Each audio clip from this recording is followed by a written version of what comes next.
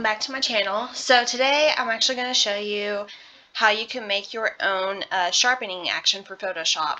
If you've watched my past videos, you've probably seen me use a tack sharp action, and I find that it's better than just using the sharpening tool that comes with Photoshop on the left side of the screen.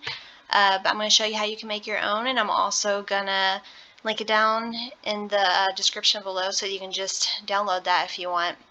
Alright, so the first thing that I'm going to do is I am going to zoom in on my image that I have here.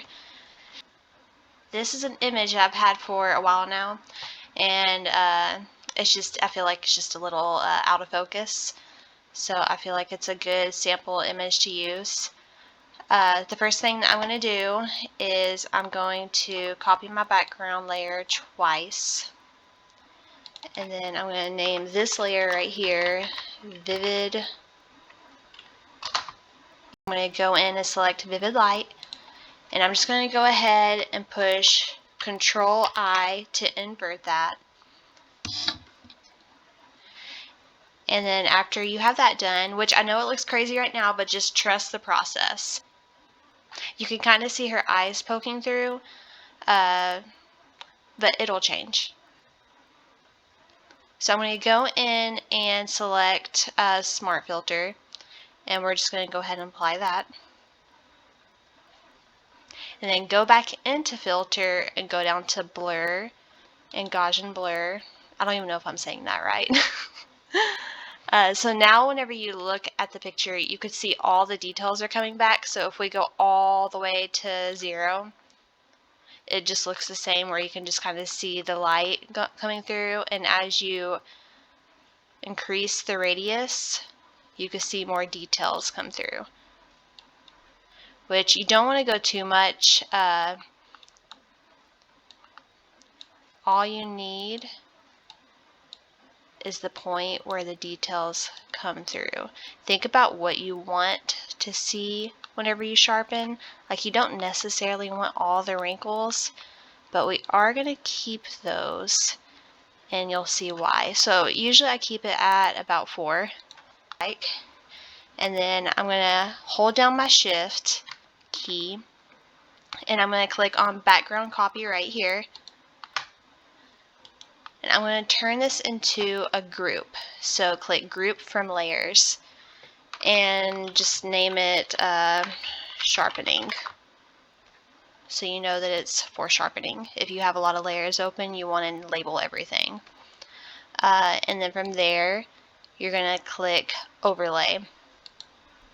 And you can already see that everything is really sharp. Here's the difference. But you don't want everything to be that sharp. Like, nobody wants their skin to be that textured. So what you're going to do is you're going to add a mask layer and hold Control, and I'm using a Windows, I'm not using Mac. So Control I to invert that, and it takes it away. So to add it back, what you're going to do is you're going to get your soft white brush, which right now I have X selected, or I have black selected, so I'm going to push X to change it to a white brush. And you're just going to go in, and I'll zoom in so you can see. And you're just going to brush this over what you want sharpened. So of course we want her eyes sharpened. You can always decrease the opacity, and you can add it to like her eyebrows if you want those sharpened, maybe the nose and the mouth, but we mainly want the eyes sharpened. So I'm going to zoom out, and I'm going to look at the difference. Look at that difference. It even increases the catch light in the eye. Who would have thought that you could increase the sharpness of your image just by putting some blur to it?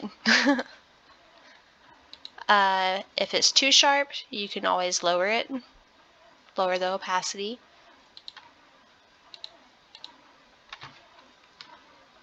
But yeah, let me know what you think. I can always in the future video show you how you can whiten teeth, smooth skin. I can give y'all actions for that. Just let me know what you would like in the future, and I'll add those to my list. Alright, well, thank you for watching, and I hope you enjoy your action. Bye, guys.